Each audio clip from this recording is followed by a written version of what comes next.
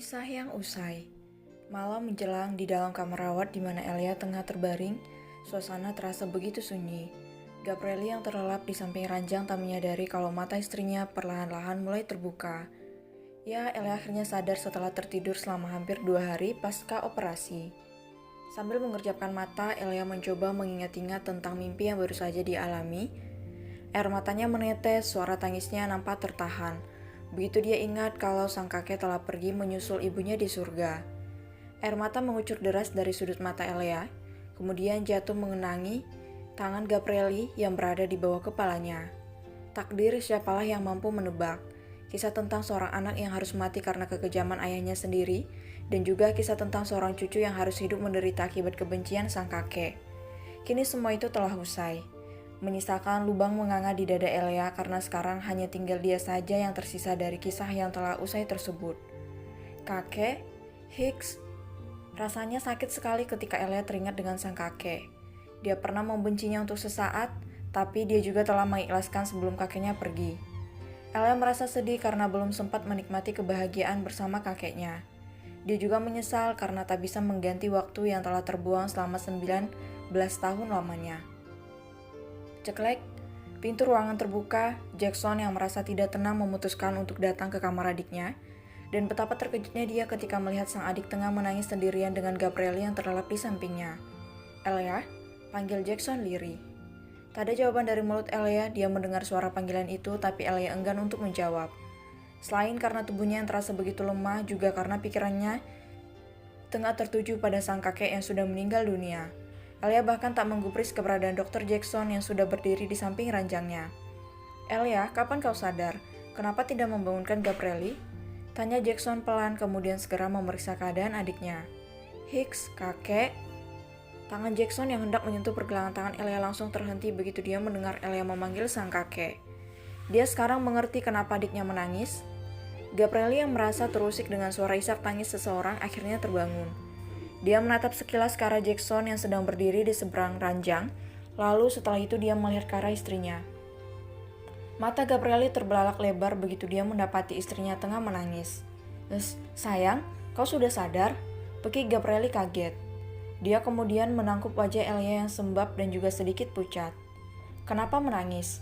Mana yang sakit, "Kakek, Kak Iel, kakek meninggalkan aku," jawab Elia sambil terisak-isak. Manik mata Gabrieli menatap lekat ke arah Elia. Dia sedikit bingung dari mana istrinya bisa tahu kalau kakek Karim sudah tiada. Padahal Elia sendiri baru saja tersadar. "Gab, biarkan aku memeriksa keadaan Elia dulu. Aku masih harus memastikan apakah di tubuhnya ada penolakan atau tidak," ucap Jackson meminta izin. Sebelum menjawab, Gabrieli mencium kening Elia terlebih dahulu. Setelah itu dia sedikit menyingkir ke samping. Ingat ya, hanya sedikit. Jackson dengan penuh perhatian memeriksa seluruh bagian vital adiknya untuk memastikan kalau tak ada bahaya selesai adiknya melakukan operasi transplantasi ginjal. Meskipun belum bisa mendapat hasil menyeluruh, setidaknya Jackson bisa merasa lega karena tubuh Elia memberikan respon yang baik terhadap anggota organ barunya. "Bagaimana?" tanya Gabrieli tak sabar setelah melihat Jackson selesai melakukan pemeriksaan. "Ginjalnya baik-baik saja kan?" "Untuk sekarang semua organ tubuhnya berada dalam kondisi yang cukup baik, Gab. Tapi nanti aku dan Reinhard harus tetap melakukan pemeriksaan ulang agar kami tidak kecolongan jika seandainya ada sesuatu yang terlewat," jawab Jackson sambil menarik napas lega. "Elia, apa kau merasa ada sesuatu yang tidak nyaman?" Elia yang sedang menatap kosong ke arah langit-langit kamar tampak menganggukkan kepala. Dia lalu menunjukkan ke arah dada bersamaan dengan suara isak tangisnya yang kembali terdengar. "Hicks, kakek sekarang tinggal bersama Mama Sandra di padang rumput. Mereka bahagia di sana." Kening Gabrieli dan Jackson sama-sama mengernyit, tapi sedetik kemudian mereka sadar, mungkin di saat Elia sedang tidak sadarkan diri, itu adalah jenis mimpi yang dia lihat.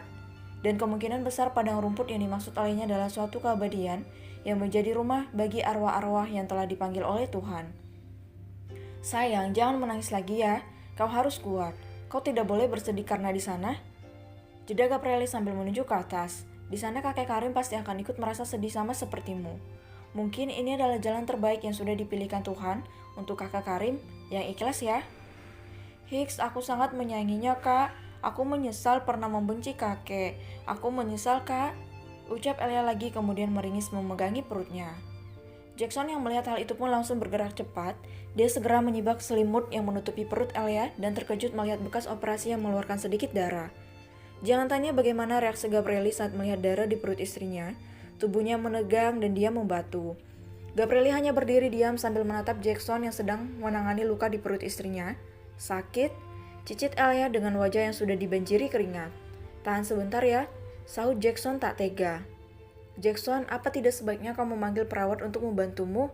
Elia, lukanya berdarah lagi. Aku takut dia kenapa-napa. Tanya Gabrieli yang akhirnya bisa menguasai diri. Tidak perlu, Gab. Aku bisa menangani masalah ini sendirian. Jawab Jackson. Lukanya jadi berdarah karena Elia tadi sedikit emosional. Dia harusnya tidak boleh merasa tertekan dulu, karena itu bisa mempengaruhi bekas lukanya. Gabrieli segera mendekat ke arah Elia setelah mendengar perkataan Jackson. Dengan penuh sayang, Gabrieli menyeka keringat yang membasahi wajahnya, lalu menunduk hingga wajahnya sejajar dengan wajah Elia. Tolong jangan memikirkan apapun dulu untuk sekarang ini, oke? Demi aku, Elia. Please. Maaf, Kak, sahut Elia lirih.